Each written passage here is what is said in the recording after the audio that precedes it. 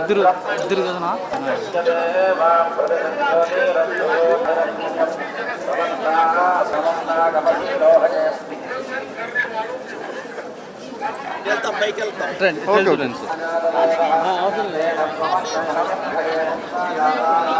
Sir వచ్చాం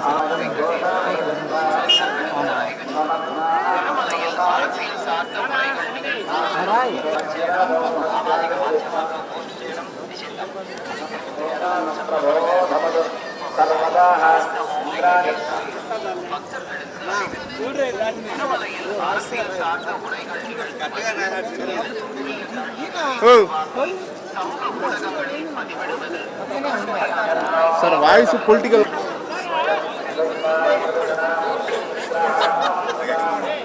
నలిపేచా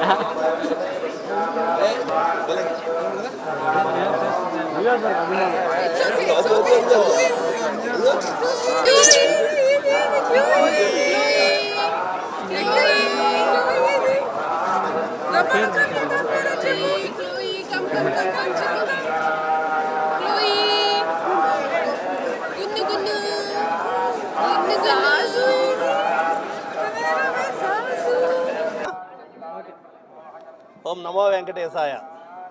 ఈవేళ తిరుమల వచ్చి కలియుగ దైవమైనటువంటి ఆ వెంకటేశ్వర స్వామిని మేము కుటుంబ పరంగా నాకు మనవరాలు పుట్టింది. మా సాంప్రదాయం ప్రకారంగా స్వామికి తలనీలాలు అర్పించడం అనేటువంటిది మనందరం చేస్తున్నటువంటి సనాతనంగా అందరికీ వస్తున్నటువంటి సాంప్రదాయం.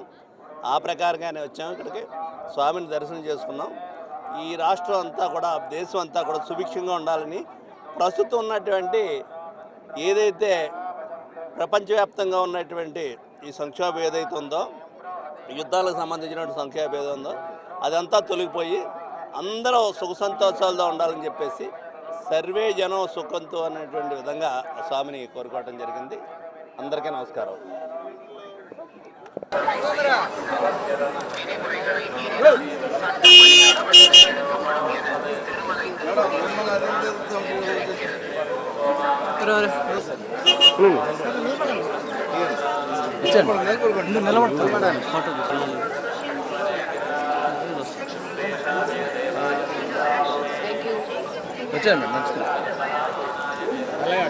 సాయి ఆ ఫోన్ వెనక్కి ఇట్లా నా పక్కకు వచ్చిందంటే ఫోన్ అడ్డం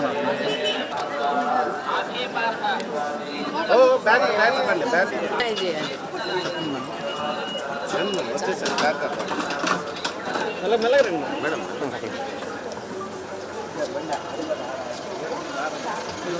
జరగండి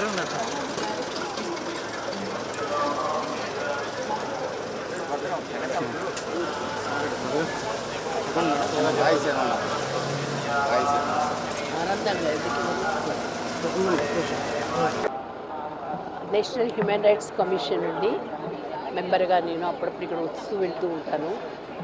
నా పర్యటన సహజంగా ఎప్పుడు కూడాను దేశవ్యాప్తంగా ప్రతి నెల కూడా 10-15 రోజులు పర్యటన చేస్తూనే ఉంటాను. అందులో భాగంగా ఈ సేవ్ మన ఆంధ్రప్రదేశ్లో వచ్చినప్పుడు స్వామివారి దర్శనం చేసుకుని ఆయన కృప కోసం వస్తూ ఉంటాను. ఏదైతే human rights commission vulnerable and marginalized people కోసంగా వాళ్ళ యొక్క హక్కుల్ని పరిరక్షించడం కోసం పనిచేస్తున్నటువంటి సంస్థ. గతంలో నేను వచ్చినప్పుడు ఇక్కడ లోకల్గా ఉన్నటువంటి అనేక స్కూల్స్లో, యూనివర్సిటీ హాస్టల్, అదేవిధంగా హాస్పిటల్ ఇవన్నీ కూడా చూడడం జరిగింది. అంగన్వాడీ టీచర్స్తో కూడా ఇక్కడ మాట్లాడాను నేను. స్థానికంగా వాళ్ళకు ఉన్నటువంటి వాళ్ళ యొక్క ప్రాథమిక హక్కులకి ఎలాంటి భంగం కలుగుతుంది, by the government officials or servants. తర్వాత వాళ్ళకి ఏమేమి సౌకర్యాలు కావాలి, అవసరాలు అందడం లేదు. అది ఒక ఉద్యోగరీత్యా కానివ్వండి, ఉద్యోగ విరమణ వయస్సు రీత్యా కానివ్వండి, లేదంటే వాళ్ళకి వస్తున్న పారితోషికం అవార్డు అనండి, వాళ్ళకి లభించినటువంటి ఈ గవర్నమెంట్ స్కీమ్స్ గురించి కానీ అనేక అంశాల మీద నేను ఇక్కడికి వచ్చినప్పుడు తిరుపతిలో, అదేవిధంగా లాస్ట్ టైము మరకంపట్టు, ధనలక్ష్మి నగరు ఈ ప్రదేశాలతో కూడా వెళ్ళడం జరిగింది.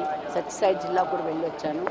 సో భగవంతుని ఇది దొరకడం నాకు గొప్ప అదృష్టంగా భావిస్తుంది. అన్ని దగ్గరలో కూడా కంప్లైంట్స్, ఎందుకనంటే కంప్లైంట్స్ డైరెక్ట్గా వాళ్ళు ఇవ్వడం ఒకటి, రెండవది వచ్చేసి నేను వెళ్ళిన దగ్గర నేను స్వయంగా అందరితో కలిసిపోయి కూర్చొని మాట్లాడి వాళ్ళ యొక్క పరిస్థితులు కనుక్కుంటూ ఉంటాను. అది ఇక్కడి నుంచి కూడా వస్తూ ఉన్నాయి కంప్లైంట్స్. కంప్లైంట్ రావడం సహజం, ఎక్కడైనా కూడా మనం లోతుకు వెళ్ళి అక్కడికి వెళ్ళి కూర్చుంటే కానీ అసలు విషయం అనేది తెలియదు. అందువల్ల కంప్లైంట్ ఎందుకు వచ్చింది, ఏమని వచ్చింది అని చెప్పడం కూడా సబబు కూడా కాదు. ఎందుకనంటే నిజానిజాలు తెలుసుకొని నిర్ధారణ కానీ మాట్లాడకూడదు.